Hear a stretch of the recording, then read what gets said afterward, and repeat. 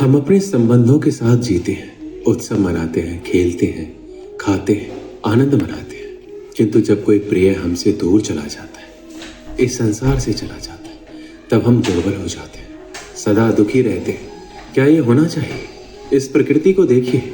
वृक्ष पत्तों के झरने से शोक नहीं मनाता, वो नए पत्तों के आने का स्वागत करता है। कल आप भी किसी स्थान पर आए थे और कल आपके स्थान पर कोई और अवश्य आएगा, क्योंकि ये परिवर्तन है, ये प्रकृति का नियम है। इसमें शोक कैसा? जो छूटा उसका शोक मनाने के स्थान पर जो मिलेगा या जो आपके पास है उसका आनंद उठाइए। श्री कृष्ण कहते हैं, ईश्वर के लिए सभी प्राणी समान है, उन सभी में समान रूप से ईश्वर का वास होता है। कोई जीव छोटा या बड़ा, अधिक या ज्यादा प्रिय नहीं है। जो अपने ईश्वर की विशेष आराधना करते हैं, पुकारते हैं, उनके साथ सदैव उपस्थित रहते हैं। संपूर्ण जगत, ब्रह्मांड, चराचर, सब में ईश्वर का वास है। ये ईश्वर की माया ही है जो पूरे ब्रह्मांड में व्याप्त है। वही ईश्वर धरती पर मधुर संगीत है, वही ईश्वर अग्नि की उष्मा है। उसी ईश्वर का वास प्रत्येक प्राणियों में है, जो सन्यासियों के चित्त को शांत कर साधना में लीन करता है। वह आत्म संयम भी ईश्वर ही है। ये संसार नश्वर है, सुख दुख हर्ष विषाद आदि लगा रहता है। क्षण भर के सुख से जो खुश नहीं होता और अशुभ होने पर जो दुखी नहीं होता, वह व्यक्ति सच्चा ज्ञानी होता है। उसे ज्ञात होता है यहाँ सब कुछ क्षण भर के लिए होता है, भले ही वह सुख हो या दुख।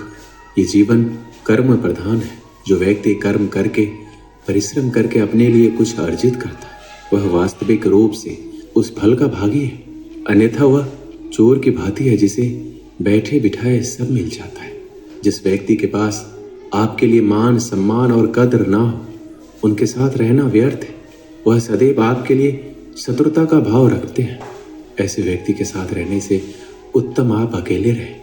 श्री कृष्ण कहते हैं, इस जीवन में अधिक सीधा होना, सरल होना भी अनुचित है। जो सरल और सीधे स्वभाव का होता है, लोग उसका अनायास फायदा उठाते हैं। ये जीवन एक रणभूमि है, यहाँ निरंतर संघर्षों का सामना करना पड़ता है।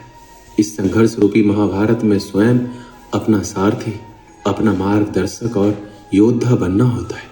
जिनकी किस्मत अच्छी होती है, जिनके पास किसी साधन की कोई कमी नहीं होती, वह थोड़ा सा भी कष्ट नहीं झेलती। थोड़ी सी भी कमी होने पर भगवान को कोसते हैं। वहीं जिनके पास अभाव होता है, जिनके पास साधन की कमी होती है, उनके पास थोड़ी सी भी बरकत हो या खुशी मिले, वह भगवान को धन्यवाद करते हैं। ये पृथ्वी नश्वर है, यहाँ सब कुछ गतिमान है। जिस प्रकार सुख दुख में जीवन आता जाता है, उसी प्रकार मृत्यु और जन्म यहाँ लगा रहता है। इसमें खुश होना या दुख मनाना व्यर्थ है। मुंह से माफी देना और हृदय से माफी देने में काफी अंतर है। मुख द्वारा दिए गए माफी को तत्काल प्राप्त किया जा सकता है, किंतु दिल की माफी प्राप्त करने में उम्र बीत जाती है। प्रभु अपने भक्तों की सदैव परीक्षा लेते रहते हैं। इस परीक्षा में भक्तों को अनेकों कष्टों का सामना करना पड़ता है। सामान्य लोग इसे अपना दुख मानकर पीछा छुड़ाते हैं, वहीं साधक तथा प्रेमी प्रभु की इच्छा समझकर उसका सामना करते हैं। सांसारिक सुख क्षणिक होता है। जो सुख आज प्राप्त हो रहा है, वह सुख स्थायी नहीं है।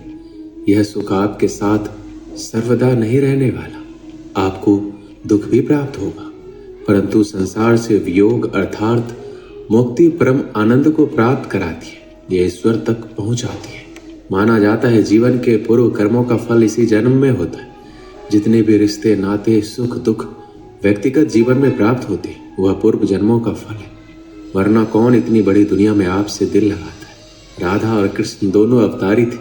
दोनों का जन्म कुछ विशेष परिस्थितियों के लिए हुआ था। उन दोनों का मिलना बिछड़ना बस एक प्रक्रिया मात्र थी, जिनके माध्यम से प्रेम का वास्तविक रूप समाज में दिखाना था। आस्था और प्रेम पर व्यक्ति का स्वयं नियंत्रण होता है।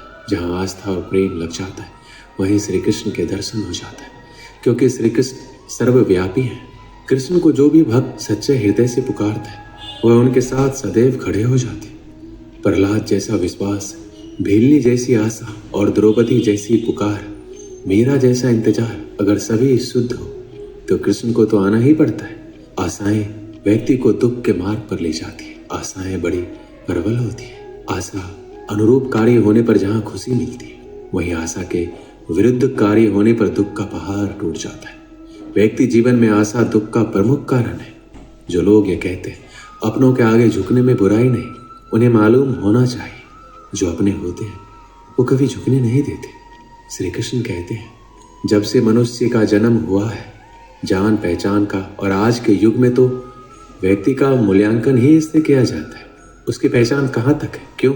आपके आसपास भी कई ऐसे लोग होंगे जो पहचान के बल पर आपको बना देते। ऐसे कई लोग होंगे जो पहचान से काम पा लेंगे, धन अर्जित कर लेंगे, किंतु आप तनिक सोचिए क्या ये ठीक है? पहचान से मिला काम आपके साथ तब तक रहेगा जब तक आपके उनसे मधुर संबंध होंगे, जब तक आपके उनसे मधुर संबंध होंगे। संबंधों में खटास आई और काम निकल गया हाथ से, तो अब क्या किया जाए? इसका उत्तर है काम। अपना काम पूरे मन से करें, अपना काम निश्चल से करें, क्योंकि पहचान से मिला काम अधिक समय तक नहीं टिकेगा, किंतु काम से मिली पहचान युगों युगों तक टिकेगी। श्री कृष्ण कहते हैं जीवन में कुछ कर दिखाना है, आकाश की वो सीमा छूनी है जिसे छूने के विषय में आप कभी सोच नहीं सकते, तो अपने भीतर से ये 3 गुण अर्जित कीजिए। पहला, अपने लक्ष्य को पाने की चाह, लगन, यह आपसे वो करवा सकता है जो आप कभी नहीं कर सकते। दूसरा, साहस, संकट उठाने की क्षमताएं आपसे वो करवा सकता है जो आप करना चाहते हैं। और तीसरा है अनुभव। अनुभव आपको ये बताएगा कि आपको क्या करना चाहिए। तो जिसने चाह, साहस और अनुभव इन 3 गुणों को पा लिया, उनके लिए संसार में ऐसा कुछ भी नहीं जो वो नहीं पा सके। स्वप्न और लक्ष्य कितने समान लगते हैं। इन दोनों की व्यक्ति कल्पना करता है, इन दोनों को व्यक्ति पाना चाहता है, और ये दोनों पूर्ण हो तो व्यक्ति स्वयं को भाग्यशाली भी समझता है। किंतु इन दोनों में अंतर है। अंतर ये है कि स्वप्न के लिए बिना मेहनत की नींद चाहिए और लक्ष्य के लिए बिना नींद की मेहनत। जो व्यक्ति स्वप्न में देखने में रह जाता है, उठने के पश्चात उसके हाथ खाली रहते, और जो व्यक्ति मेहनत करता है सोते समय उसके हाथ उसका लक्ष्य होता है।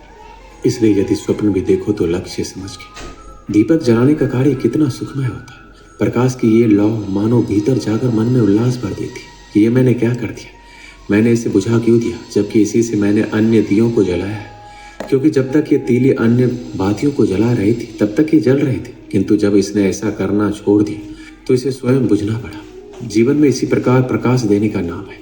जीवन में शुभ काम करोगे, परोपकार करोगे, किसी की सहायता करोगे तो जीवित रहोगे, और जिस दिन ये देना बंद कर दिया, श्वास लेने के पश्चात भी मृत समान होगी। इसलिए जब तक श्वास है, आशा रूपी प्रकाश का संचार करते रहिए। विश्वास कीजिए मृत्यु के पश्चात भी अमर रहेंगे। एक समय की बात है, तूफान में फंसकर एक समुद्री जहाज तहस नहस हो गया। उसमें बैठे सभी यात्री समुद्र में डूब गए, बस एक आदमी को छोड़कर। भगवान की कृपा से वह किसी तरह बच गया और बहकर समुद्र के किनारे आ गया। उसकी बेहोशी टूटी और आंखें खुली तो उसने खुद को एक उजाड़ सुनसान द्वीप में पाया। वह भगवान से प्रार्थना करने लगा, भगवान मेरी मदद करो, कोई मदद यहाँ भिजवा दो। दिन गुजर गया, रात हो गई, लेकिन उसके लिए कोई नहीं आया।